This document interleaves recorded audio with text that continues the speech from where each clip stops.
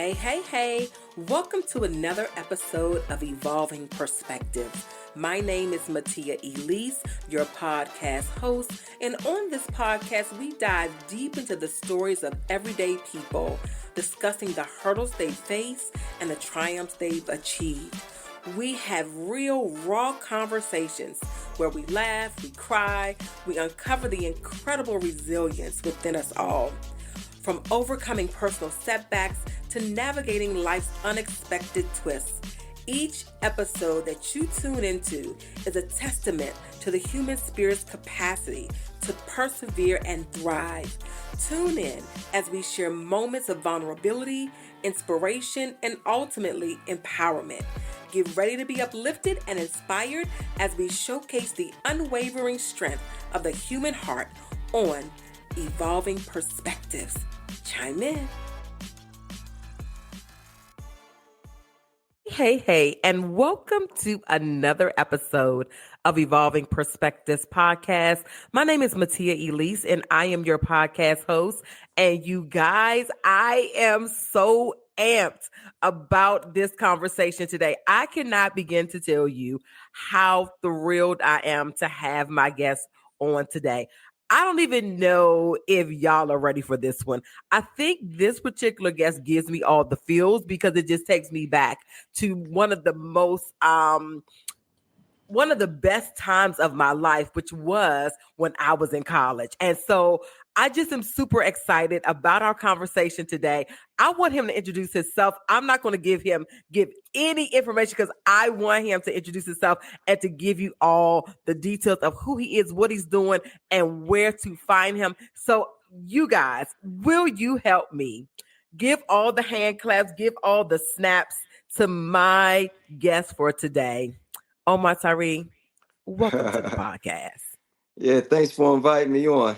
And I'm down here in North Carolina. I've been here for 25 years. Of course, I'm a Philadelphian, and I went to Howard in D.C., so I was in that area for 5 years. And then I lived in Delaware for a minute. But, I was a typical hard rock, inner city Philadelphian boy who was into storytelling because my family was into movies. And I was the oldest grandson during the baby boom era. So I had uncles and aunts and cousins who were all around me that were older than me and getting into stuff I wasn't supposed to see at an early age. And so I was real mature for my age. So that's how the whole storytelling came about. And then once I knew I could do it, it was just a transference from the verbal stories and putting it in books. And so I was always watching stuff that older people did. And then once I got older, I just understood a lot of stuff. And so, I became the book writer for the last X amount of years. And right now I'm trying hard to push myself into the film world because I want to get more, guys involved in the stories. They don't read as much as women do. And I want women to know more about the guys' lives, and they'll do more of that watching movies than reading, books that, women tend to dominate with their stories. So, I've been doing it for a long time. I'm still here. And I love all the folks that love the work that I put out over the last 30 years. Wow. I am so excited because I'll be honest, I definitely, of course I read in high school and things like that, but it was always more or less things that we were required to read. I was never you have some kids, like my daughter is just an avid reader. She's like, Ma, I finished that already. I need another one. I just wasn't that person. Although I was on honor roll and all that, I just wasn't. But when I got to college, I remember, everybody talking about this book that they were reading, right? And so, of course, this was in the 90s. Shout out to the 90s, okay? And so, and I was so excited because everybody, it was like buzzing all over campus. I know you're a Howard grad. I'm a Bennett College grad in Greensboro, North Carolina. Very proud of that. And they, of course, introduced me to just reading as a leisure pastime. I knew that people read, of course, but I didn't know that people just was picking up random. But I'm oh, you read because you just want to learn something, not just for entertainment. I don't know why that just didn't cross my mind as a teenager. But anyway, I remember being on campus and everybody was talking about they was reading this book called Flyy Girl. And I was like, what's that about? And so I read the book and was just like, oh my gosh, this is so, come on now. I was Yeah, so excited about reading the book and just how entertaining it was. And it's almost like it just, the story resonated with me. I was excited about, being able to read something that I felt like you felt seen, you know what I mean, as a yeah, minority, you know what I mean, as a female. And it spoke to who we were and who we are. And so I know, like you said, start storytelling, from your adolescence and, being around, different people in your family and things like yeah. that. You went to Howard. So, first of all, let's back it up because I know y'all like to say y'all the real HU, anywho. But so when you were at Howard, were you a English major, journalism major? Like, where do we? I know you did the storytelling from back in the day at home, but what Right. did you? What was your major in college? I actually transferred to Howard. I went to the Okay, University of Pittsburgh my first 2 years because I'm from Philadelphia. I didn't want to go to Penn State, which is the big school, football school. I was a football guy. So it was either Penn State or Pittsburgh are the two dominant football schools in Pennsylvania. I was not staying at home at Philly and going to Temple. My mom went to Temple. I wasn't staying at home, and Temple didn't have a football team that anybody respects. So I went to right, Pitt because I was a jock. I wasn't into writing at all. I was a verbal storyteller. I was not writing. And when I got to Pitt, they would test you on your writing and reading skills and all the other, math and science skills. I actually was a pharmacy major because my mother's a pharmacist and they don't have a major called football. You know what I mean? So I wanted to play football and be in the NFL wow, and all that stuff. So I picked a major that I was familiar with. I was a math and science guy. I didn't start really writing until I think like my sophomore year. And I had, classes where I had to write and I was getting good grades and stuff. But then once the college students like, yo, man, you really good at this. You're getting A's in English. Then I changed my majors. And then when I stopped thinking about playing professional football, because you get into the politics of the hmm, PWIs, where they using and abusing black students. Now you got the NIL money, where now they making money off of it. But we was getting used and abused in the 80s when I was in college. So then I stopped right, thinking about football and I said, I want to be around my people and I want to be in the most competitive school. So that whole HU thing with Hampton and Howard, I wasn't even a part of that. I didn't understand what they were talking about, so yeah, so every time I get around a Hampton person and they bring that up, I'm like, what are y'all doing? You all black schools? Because I was coming from a white school. So I'm like, and then they would tell me, oh, we just joking, Omar. Don't take it so seriously. But I'm yeah, like, why right, y'all beefing with this HU thing? Like, so I didn't understand it because I came to Howard as a junior. So by the time I got there, I was a gotcha, serious older dude, and I came right in, wanted to write, started working for the newspapers. I was in English for my first semester, and it was ironic. I transferred from a white school, went to Howard. I ended up with three white women teaching English classes. And I'm like, what the wow, heck? At right, Howard. So I'm like, what the heck? And they were teaching us all these old classic white books. And I was like, I didn't come to Howard to learn old classic white books in English. So I stopped the English and went to journalism. And that's when I took off. Journalism, you're writing articles, newspaper, magazine, reporting. And that's what I use because it's still writing.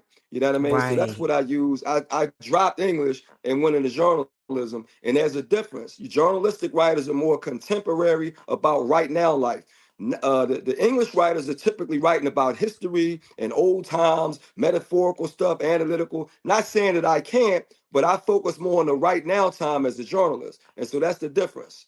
Hmm. gotcha. That makes sense. That makes sense.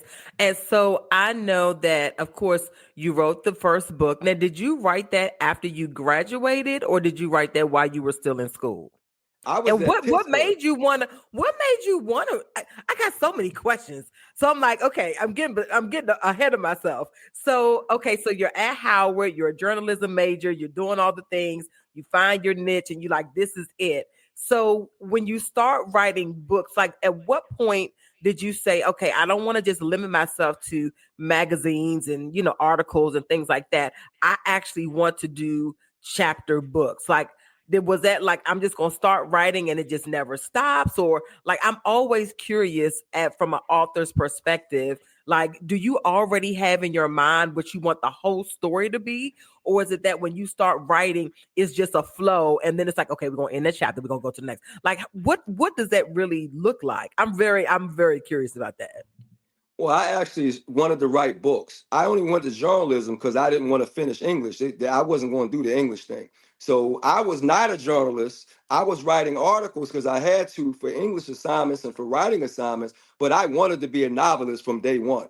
You know, when I started Got it. writing this, no, I'm writing books. That was what it was. And so the first books I wrote, I was actually still at Pittsburgh. I was 19 and 20 when I first wrote my first two books. Flyy Girl was number two. My first book was called Colored on White Campus. It's now called College Boy. It would be something similar to Spike Lee's School Days with all the drama he had in School Gotcha. Days because I was going through it being on the white campus. So I was writing about, actually, if you think about John Singleton, Higher Learning.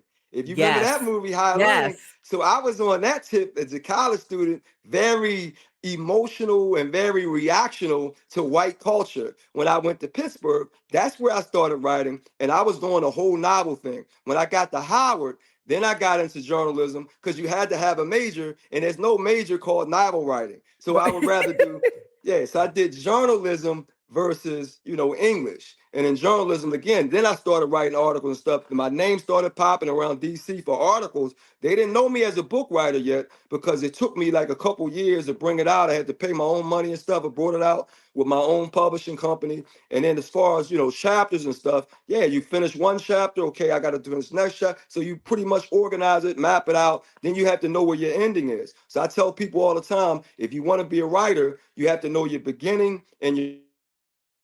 But yeah, Yeah. so what I did, I transferred to Howard. And once I did that, that's where the articles and all that stuff came in. But yeah, when you're writing books, you got the beginning, the middle, and the ending. But if you have the beginning and the ending, you can figure out the middle.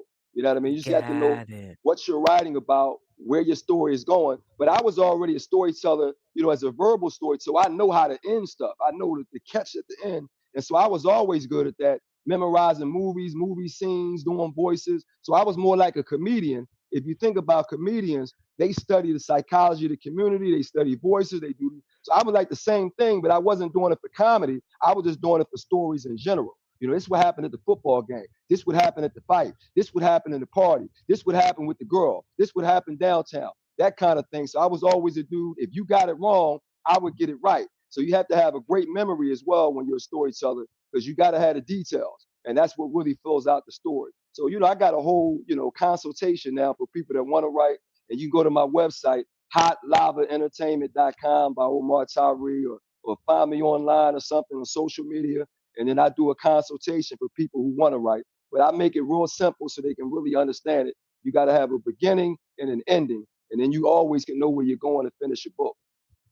Got it. Got it. Which is really good. I'm glad you mentioned that because I know, of course, in this day and age, people are reading more. You have all these different book clubs. And at one point, that was really, it was trending very heavily. And I felt like it kind of phased off. And now it's back again, like really, really, really, really big, especially when you think about like social media, like you talked about on TikTok, how they have a whole side, what they say, a whole side of TikTok that's called Book Talk. And it's like just people getting on there talking about books that they've read and giving reviews and all the things. And I mean, it really is, we're definitely in a different era and people are really getting into that, which makes me really happy because I'll be honest, I was very nervous for a number of years just for our generation, especially the younger people. Yeah. Because they've been introduced to having cell phones and all the all these iPads, in which all those things are amazing, but Yeah. sometimes when I would see like what they were writing, it's like, can you conjugate a sentence? Like, what is happening? Do you read? I mean, Symbol. just because everything is you know Initial. what do you call initials, and Yeah. everything is a what do you call it? LOL. SIM. It's in that. Right, exactly. All of Yeah. No that. And periods, I'm no like, capital letters.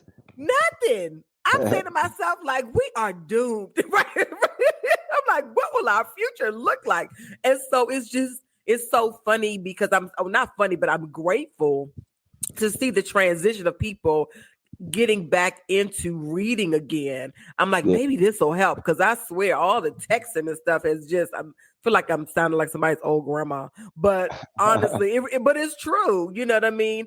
And so I'm very grateful, that people are getting back into reading again and making that, a whole, a whole, what do you call it? I hope so. Um, I hope yes, so.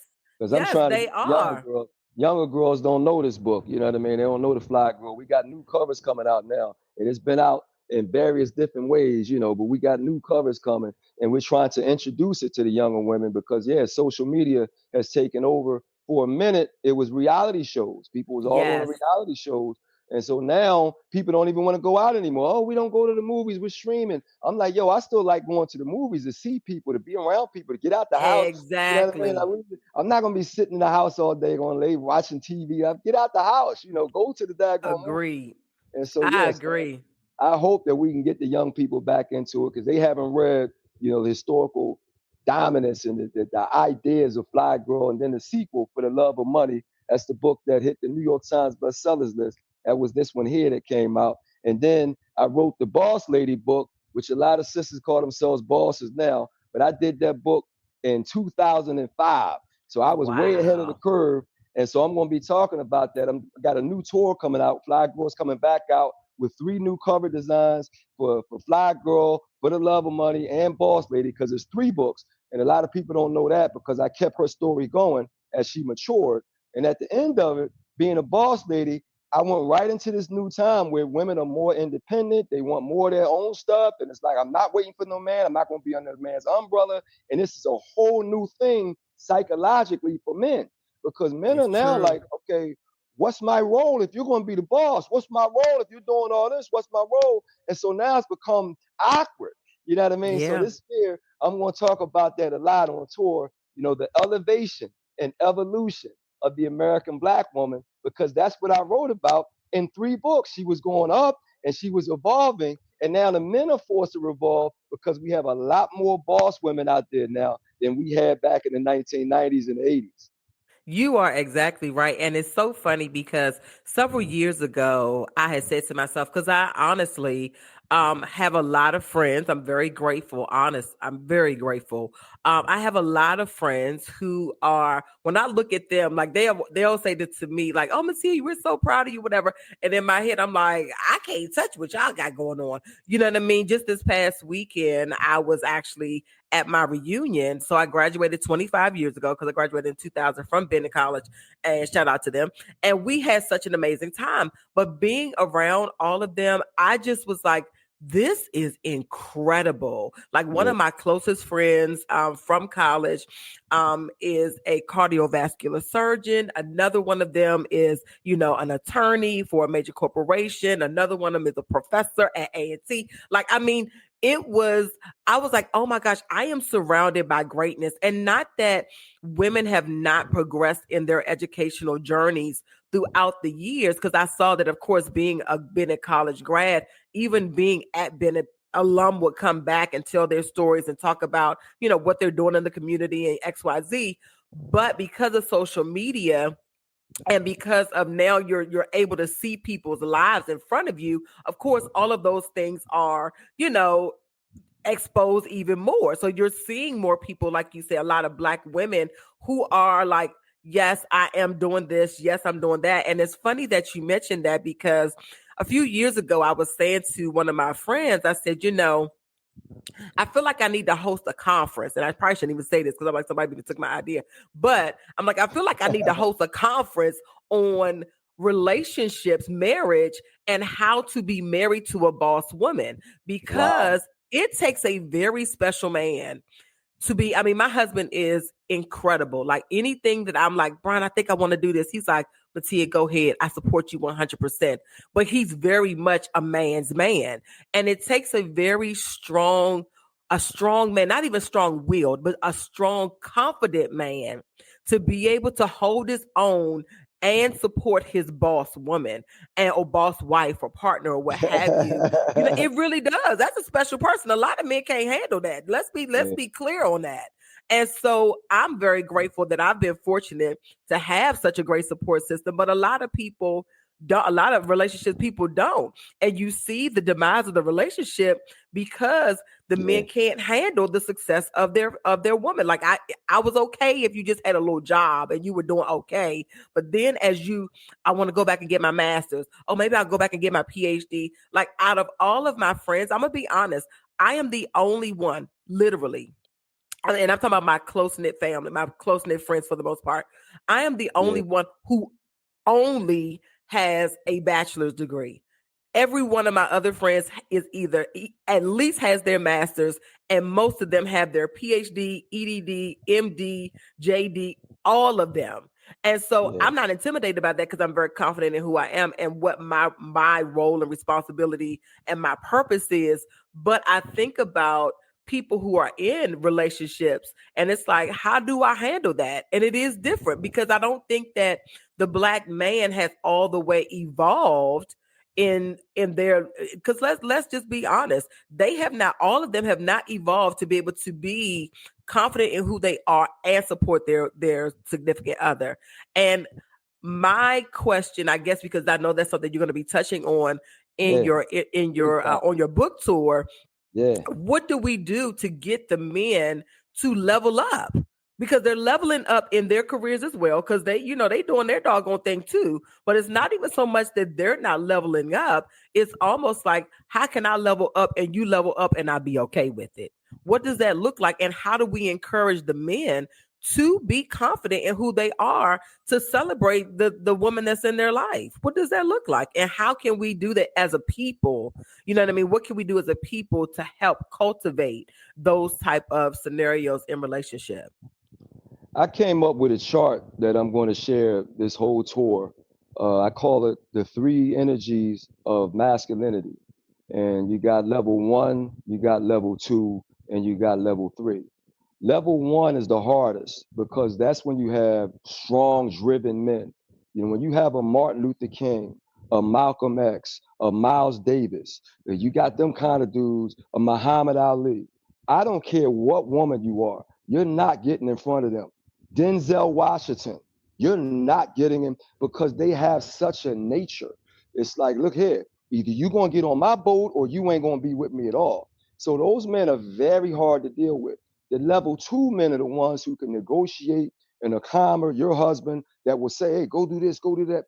Denzel ain't, he's not done. Will Smith, when these dudes are out front, they don't have space for that. So the women have to be supportive of those guys. So when you talking about a man supporting the boss woman, it reverses. Even if we bring up Barack Obama and Michelle, now we know Michelle can be a boss, but when your husband runs for the president of the United States, I don't care what boss you are, you can't top that. So Michelle had to deal with that. Okay. And she's still dealing with it now. I'm Michelle, but my daggone husband became the first Black man and he had 8 years. Ain't no way in the world you're going. And so imagine if Michelle was like, no, I don't want to do that. I don't want to be, this second fiddle one. We wouldn't have had our first Black male president. You see what I'm talking Yeah. about? So when you have a man, and then the third level, that's the apathetic guys that got to get in order, So I got this whole scale because I'm looking at it, and I went to school with men. I have a certain type of personality. You know what I mean? So I'm not intimidated by women at all. But the problem is with me, I got my own stuff to do. And that's about, so now if your stuff is in front of my stuff, now we got a problem. You know what I mean? Because then I'm gonna look at it like, okay, are you making more money than me? Are you doing something bigger than me? And that's where when you get in trouble with that number one dude, like, hey, look here, and that's all the dudes who have names. Most of the dudes that got names are the ones that are going to go extra. So you talking about more supportive dudes, they may have a great job, a great whatever, but they may not have names. They may not have that extra umph in them. Now they can support the woman more. So once we understand the different types of men, we can understand what type of man we need to be more in line with, because there's some type of men that is just not going to happen. You know what I mean? That's So, true. and me, I end up in horrible situations with my own personal life because I had a woman that wanted to be a boss at the same time I'm doing my thing. You know what I mean? And I did my thing early. I mean, I was like 24, 25 when my books blowing up. So at that point, I'm like, hey, I hold back and support what you're doing when I still had to put energy in. And so now I have like one hand this way and one hand that way. when you have men who have mission and purpose that are not going to give it up for anything, that's the hardest. So I got to educate women because I've been around men my whole life. I grew up with my uncles and I grew up with hard Philadelphia men. And so I got that old Neanderthal thought line, but we are dudes that will handle our business. So I never back down from handling my business, but I'm focused. And so that's the word, when you hear men say that word focus, that's a kryptonite word for a woman, because a lot of times what the woman is doing can be distracting to a man's focus. And so that's where that battle comes into line. If he has something he wants to do. So I come back to Barack Obama. Of course, everybody knows that Michelle has a Harvard degree in law. But Absolutely. is that going to top being the president? So you got now Barack running for the president, and he had that book called The Audacity of Hope. And that's the word audacity. This dude got the audacity. Well, before we had him, we had another by the name of Jesse Jackson. Now, Mm-hmm. again, if you think of any woman jumping in front of Jesse Jackson, ain't going to happen. Then you think of guys like Minister Louis Farrakhan. Ain't going to happen. You think about the names now. Spike Lee.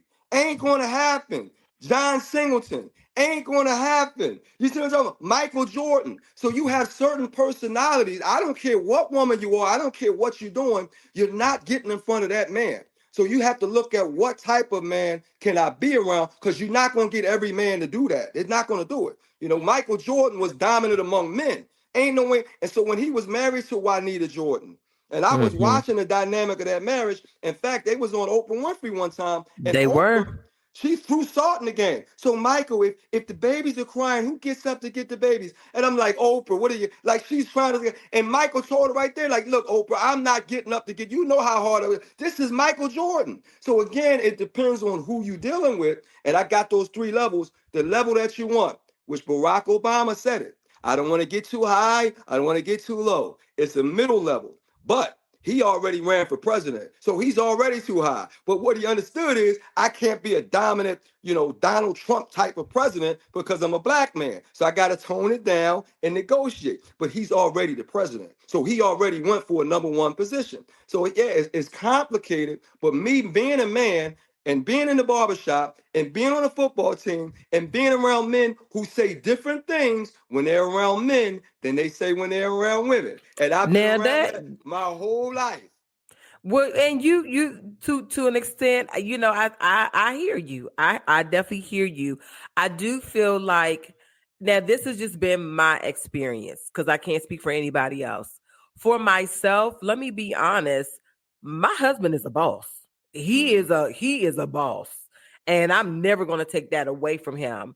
But I feel like it goes back to a few different things. Number one, in relationship, you have to decide what type of relationship you want to have. There are personalities that are totally okay with you, the man, you out front. All I want to do is live a soft life. If you're gonna do all the things, I'm a fall back and I'm okay with that. And then there right, are other relationships who's like, you're gonna be the boss, but also I know there are things within me that I would like to be the boss as well. And it's not even about being the boss, but there are right, gifts and talents and things that's in me that I know that I can't put to the side just because I got to chase your dream too. And so right, I'll say, even for my relationship, again, I cannot speak for everybody's relationship. I can only speak for right, my own. right, With my husband, of course, a lot of people know that he and I are in the funeral service industry. My husband has been in funeral service since he was 16 years old. That is, he lives, he breathes it. That is his passion, right?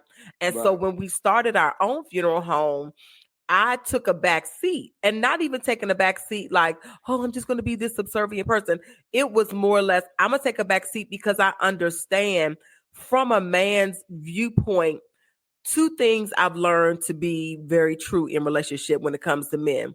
Men thrive off of their career, and they thrive off of their ability to perform sexually, right? And their sex life. Those are things that really make them who they are. And so, and that's just been my experience. And not like you a slave to this. I'm not saying any of that. So don't take this right, out of context.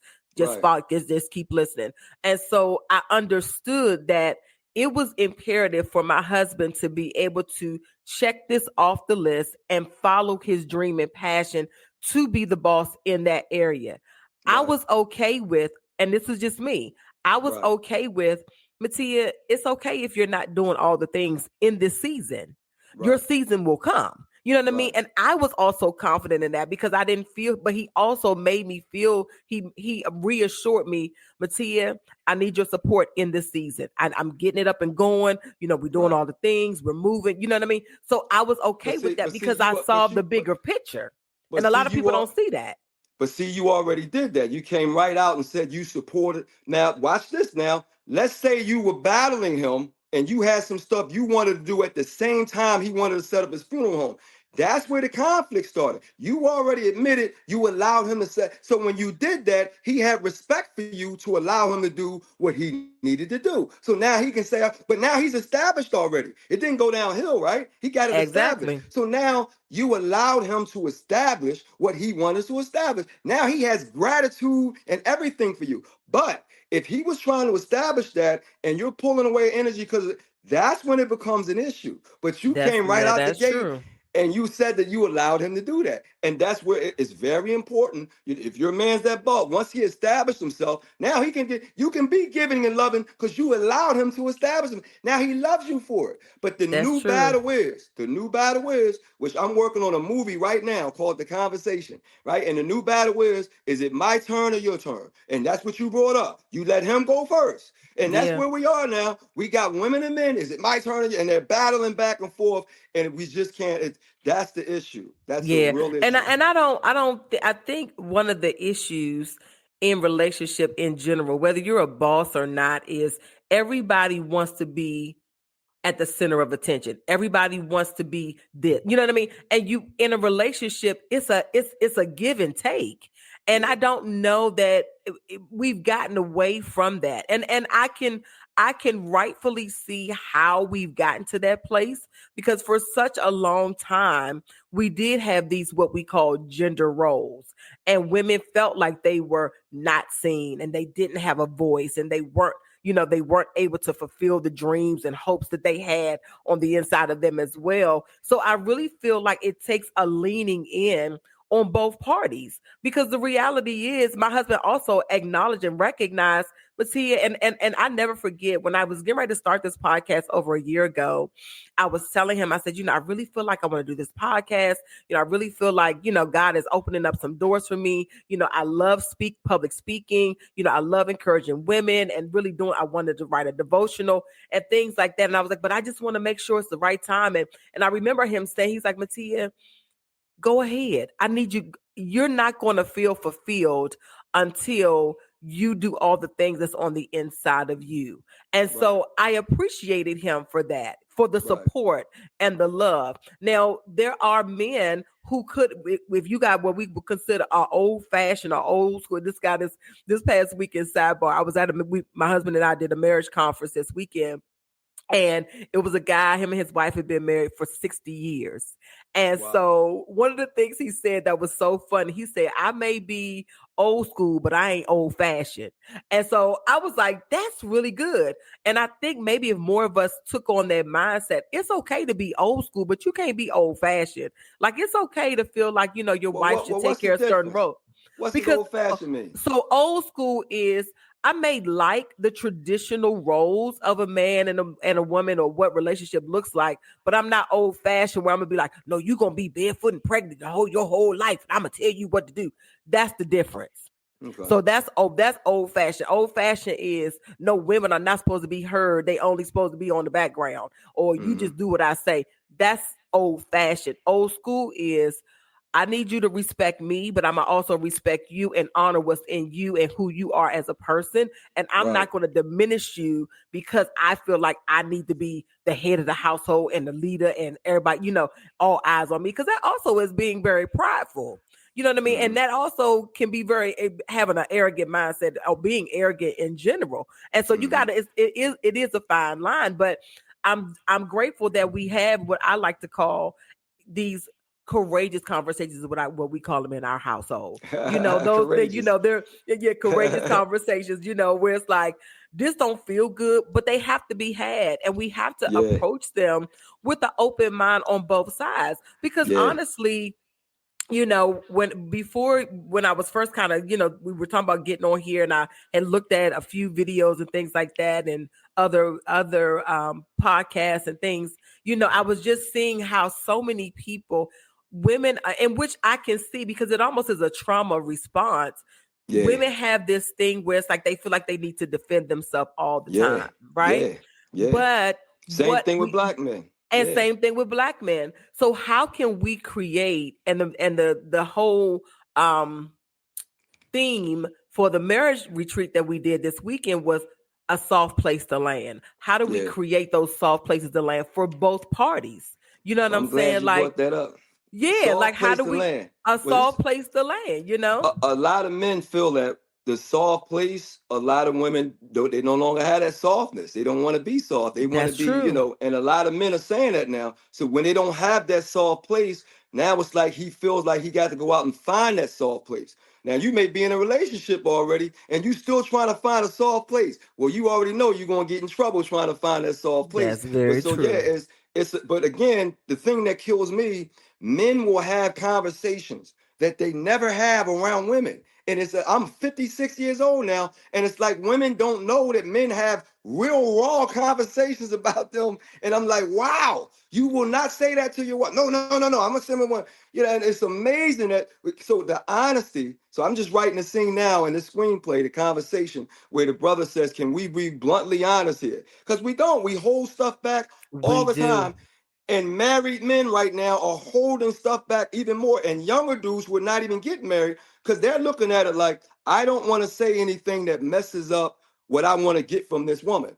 And he may not be Hmm. thinking long term, he's thinking short term. So now you involved with a dude that's not telling you his honesty, and you think that you're getting along with him. And then later on, he's going to show you, like, I ain't agree none of that stuff. I just didn't want to rock the boat. And so I'm like, yo, dude, the lack of honesty right Yeah, you now can't do is that. not good for any of us. Yeah, agreed.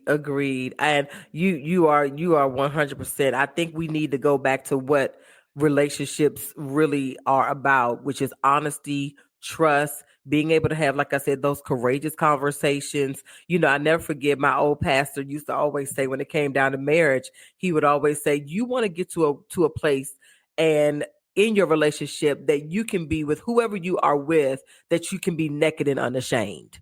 You know what I mean? So whatever that is, like, you know what I mean? I can bring to you my fears. I can bring to you my doubts, but can also bring to you my honest reflection on what I think about what's going in our relationship, what's going right, without ridicule. That's really what that was. It's like, I want to be able to be honest and transparent with you for both sides without backlash. Not that I need you to agree with me, but I want to be able to share those things. So I know we could go off on a tangent now. I want to get back to your book tour, all the things, because what I did not know, we shifted, because I'll shift in a minute.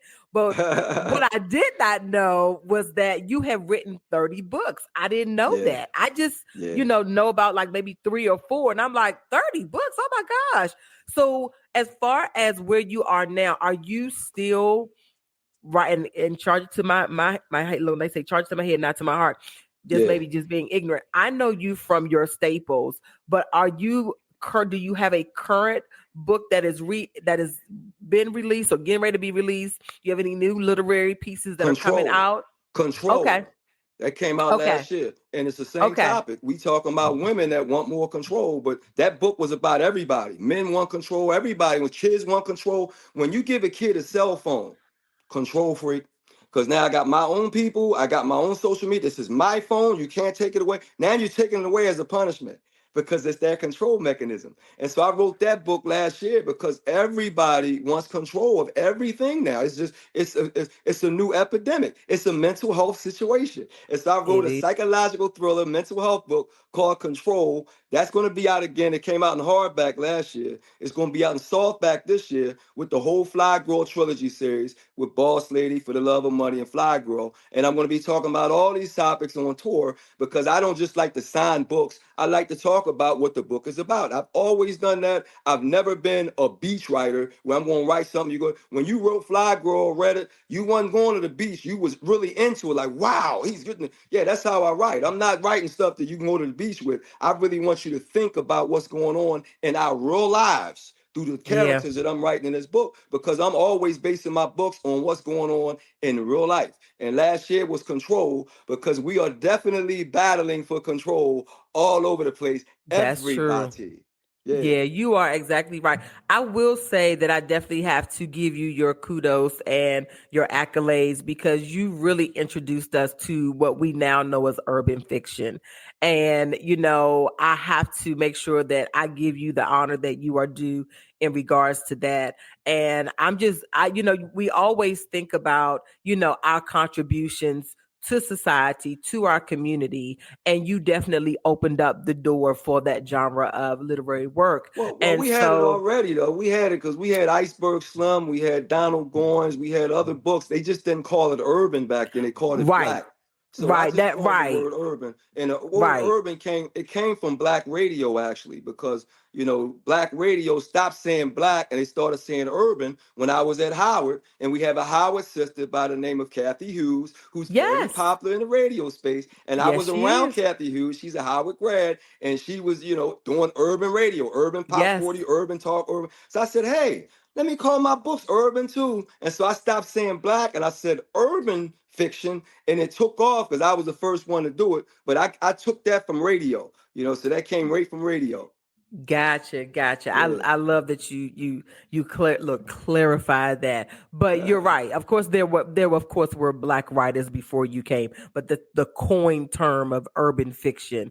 yeah, And so I love what you've done throughout the years. I'm grateful that you are still in the game. A lot of times people, when they and you see it, with in almost every career, field, right, especially right. in acting and all that. People may have a hit here or hit there, and then they kind of fall by the wayside and we don't hear from them again. But I'm glad that you are definitely getting back out there in the trenches among the people. And as much as I love social media, and it definitely, the reach can be so far and wide, right? Hmm. Because you could get on one live and thousands of people all over the world can hear it. Whereas, of course, going to a location, you're limited.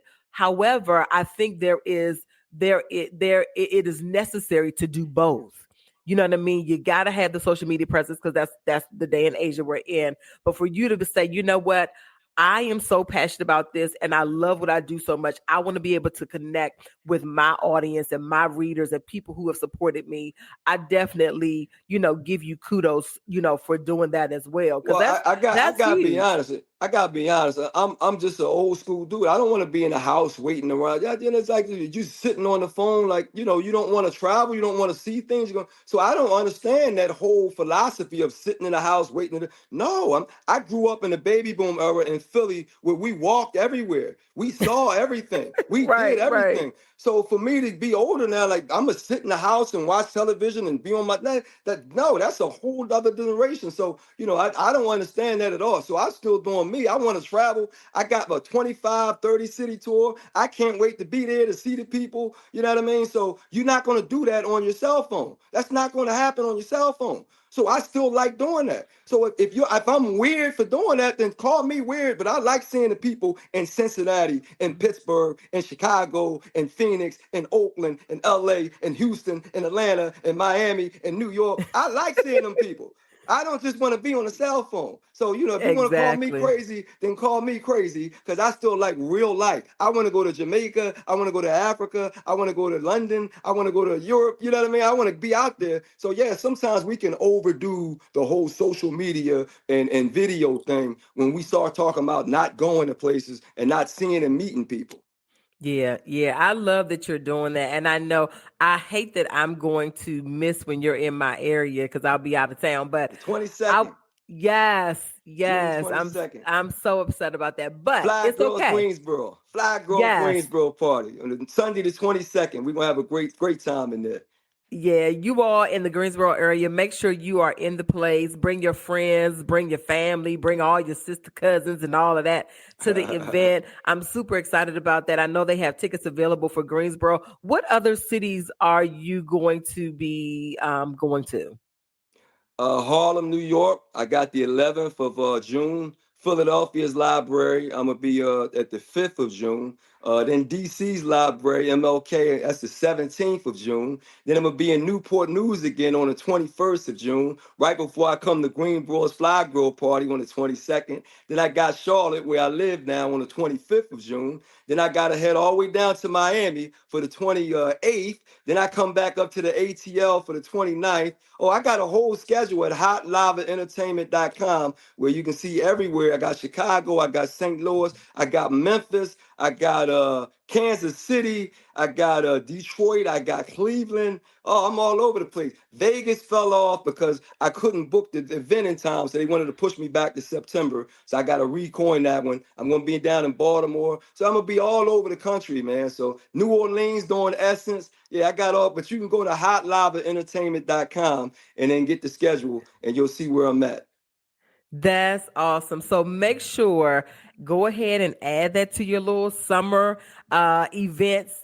Go see Omar Tyree, purchase your books, be there, have a great time, be ready for conversation. Look, like I said, be ready for those courageous conversations because I think you just from this conversation you could get a little spicy. So I can see you go in. So I think Well, no, if you come to those events. I got to calm down because, I'm going Huh? to listen to a lot. I'm going to explain men to women, but I'm going to listen to a lot of sisters because I really need to hear, because right now, like you said, the men haven't evolved. Because again, when you're a man, it's about focusing on what you're doing. It ain't about listening all the time. Look here, I don't care what happens. You got to go do your thing. And you got to think about black men in our community. People are always telling you what you can't do.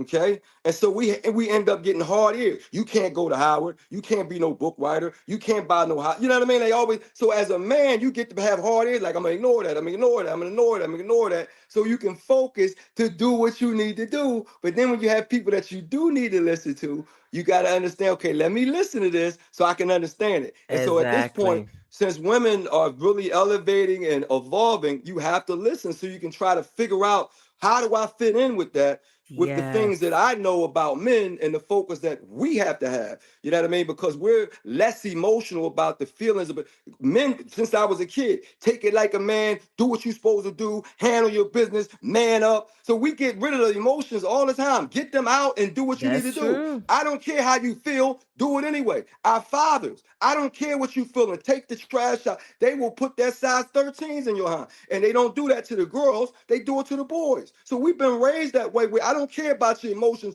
Do what you're supposed to do. And then the women come in like, oh, you got to be emotional and sensitive and compassionate. And the men are like, whoa, I didn't get trained that stuff, man. I had to get out there and do my thing. And so now we have to evolve, which is hard when you are an older dude that's been successful at being how you are. So that's going to be a Yeah. challenge. But you have to hear women that understand how to do that. But again, when I unravel this chart of 3 different levels of men, you got to know who you're dealing with. Because if you go after that number one man, I'm telling you now, that focused dude, if you can't allow him to be what he needs to be, you're going to have a problem because Martin Luther King is going to be Martin Luther King. Malcolm X is going to be Malcolm X. Miles Davis is going to be Quincy Jones. You got certain personalities that ain't supposed to be under nobody's rap. And you got to understand that. And so when you have that lion, if you got to look at when that lion comes out with the mane, you got to let him be the lion. Because if he's not, he's going to tear something up and it's not going to be positive for you. So I have to understand or explain that to the women. You got different levels of lions and you got to know what you're dealing with when you bringing your personality to the table with theirs. And that's very important to know. Yeah, it is definitely important to know who you're dealing with, and honestly, having an honest conversation with yourself, not just knowing who you're dealing with, but also thinking about is this something that I can handle? I don't think Right. people have enough That's honest it. conversations about that because, and I mean, like I said, we can go off on the tangent because the other thing is Yeah. you have to understand that you can't make anybody be anything that they don't want to be, and you Right. can't change a person. And this is who you're dealing with. That's who you're dealing with, and if that's who you encounter, then that's not the person for you.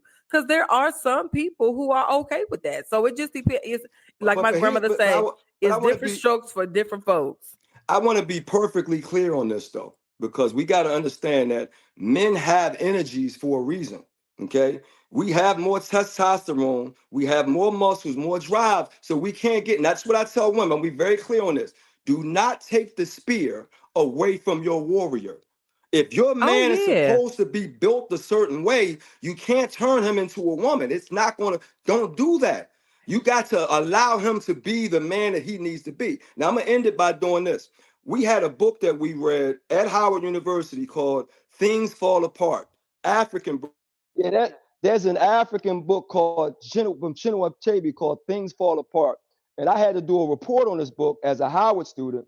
And the white teacher, I was our white teacher now, she paired masculine and feminine. And so I had a Howard sister that I was doing this report with. It was very clear in this book that this African brother, not American, African old school brother was saying, Black African men in my tribe lost their masculinity and then end up being taken by the white man. And it was very clear it was a masculine feminine thing. So I wrote that, but the female that was with me said, I don't like all this masculine stuff. But this is what the brother's saying in the book.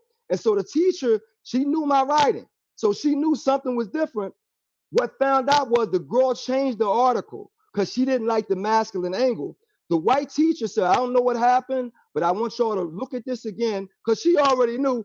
And then I looked at it and said, why'd you change? And the girl said again, I didn't like the mask. I said, look, it ain't about me and you. It's about what this brother's saying. So she said, well, I ain't going to be in part. You can write yourself then. I rewrote it and we got an A. But I'm being very clear. When men are at war or men have to do masculine things that the muscles are built for, his size are built, dudes that play football in the football arena, that is that arena.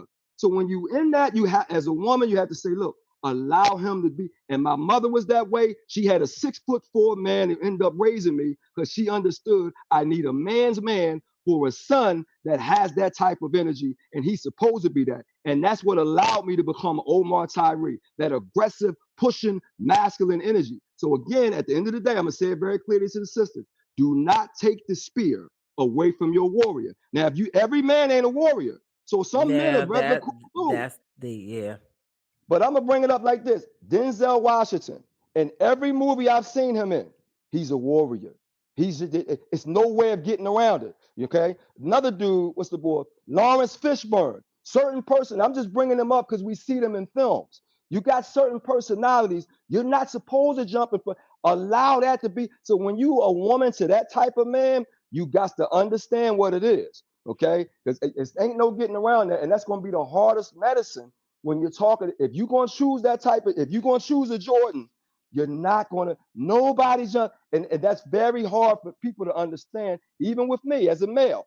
If I hook up and want to do a partnership with another male that's on that level, I got to understand who I'm dealing with.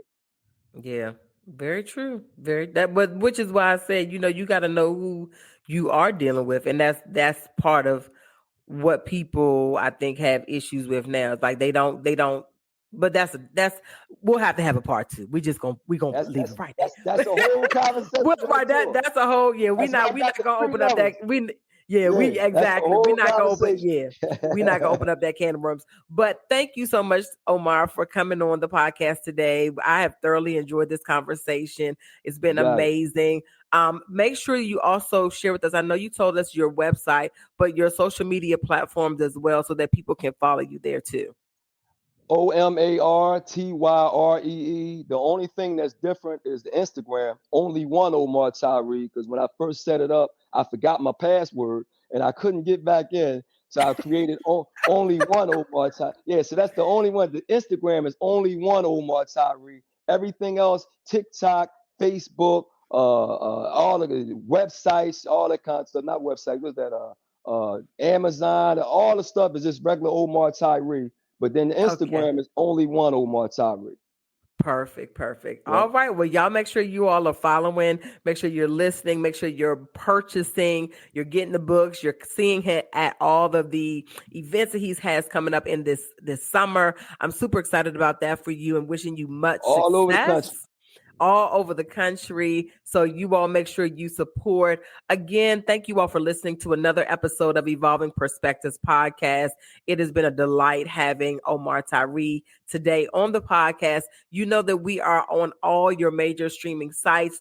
Apple Podcasts, YouTube, Amazon Music, Spotify, all the major ones. And I want to make sure you're following us, you're downloading us, and you are sharing us with all of your family and friends.